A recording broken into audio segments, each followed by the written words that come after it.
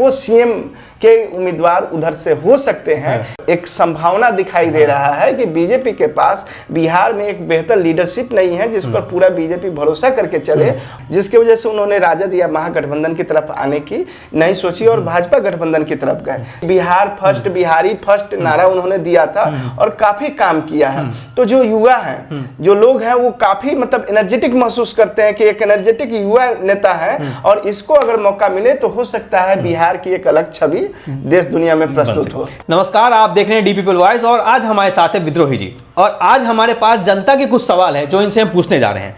बहुत बहुत स्वागत है आपको विद्रोही जी। धन्यवाद। सबसे पहला सवाल जनता का जो हम आपसे पूछना चाहते हैं वो है चिराग पासवान को लेकर के। पहला सवाल ये है कि क्या चिराग पासवान को बीजेपी चीफ मिनिस्टर बना सकती है? अच्छा, बहुत अच्छा क्वेश्चन है आपका और निश्चित रूप से लोगों के मन में इस तरह के सवाल चलते होंगे कि चिराग भैया बिहार के सीएम बनेंगे कि नहीं बनेंगे। और निश्चित रूप से जिस समय में वो हनुमान बने थे और केंद्र में उनको दरकिनार किया जा रहा था, नीतीश जी सटे हुए थे बीजेपी से, तो इनको मौका नहीं मिल रहा था। इनके चाचा को मिनिस्टर बना दिया गया, इनकी पार्टी तोड़ दी गई। तब राजद की तरफ से इनको बहुत सारा ऑफर मिला था कि आप आ जाइए हमारे साथ, हम लोग मिलकर काम करते हैं और बिहार को कुछ बेहतर दिशा देने का काम करते हैं। लेकिन चिराग पासवान को लगा कि अगर हम राजद के साथ जुड़ते हैं तो हम भी युवा नेता हैं और राजद के साथ तेजस्वी यादव भी युवा नेता है और चूंकि राजद बड़ी पार्टी है तो वहां पर सीएम का मौका हमको नहीं मिल पाएगा। तो बड़ी संख्या में जो चिराग पासवान के फॉलोअर हैं या उनके जो लोग हैं वो ये सवाल उठाते रहे कि चिराग पासवान बिहार के सीएम बने। तो कहीं ना कहीं मन में यही लालच था जिसकी वजह से उन्होंने राजद या महागठबंधन की तरफ आने की नहीं सोची और भाजपा गठबंधन की तरफ गए, जहां उनको कई सवालों का सामना करना पड़ता है, जैसे जातिगत जनगणना। जातिगत जनगणना होगा तो किसको फायदा होगा? जो बहुजन हैं, जो अति पिछड़े हैं, जो पिछड़े समाज के हैं या अनुसूचित जाति जनजाति के लोग हैं, उनको आरक्षण का दायरा बढ़ेगा। तो बीजेपी इन सवालों से पीछे हटती रही है। इसके बावजूद चिराग पासवान की क्या मजबूरी है कि वो बीजेपी गठबंधन के साथ है।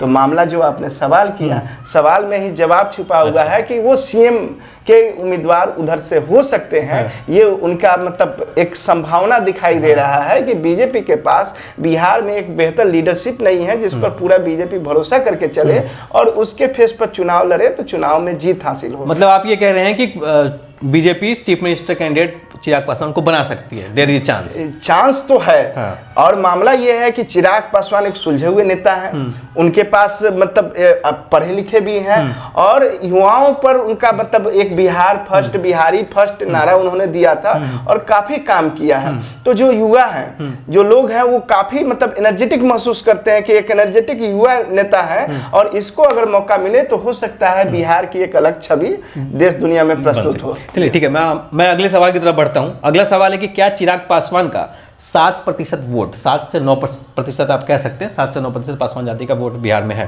वो काफी है उनको सीएम बनाने के लिए?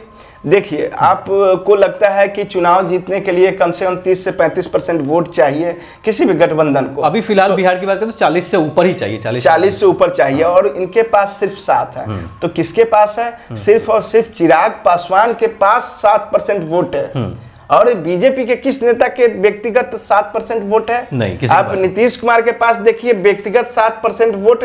जब वो 2014 में अलग होकर चुनाव लड़े थे, सारे सीटों पर हार गए थे। उसके बाद जब विधानसभा का चुनाव आता है तो बिना गठबंधन किए हुए इनकी मजबूरी हो जाती है। भले ही इधर से तलाक लेके उधर से गठबंधन करे, उधर से तलाक लेके इधर गठबंधन करे, लेकिन गठबंधन नीतीश कुमार की मजबूरी है। और चिराग पासवान ने यह साबित कर दिया है कि अकेले भी चुनाव लड़ेंगे तो अपने दम पर 7% वोट ले आएंगे।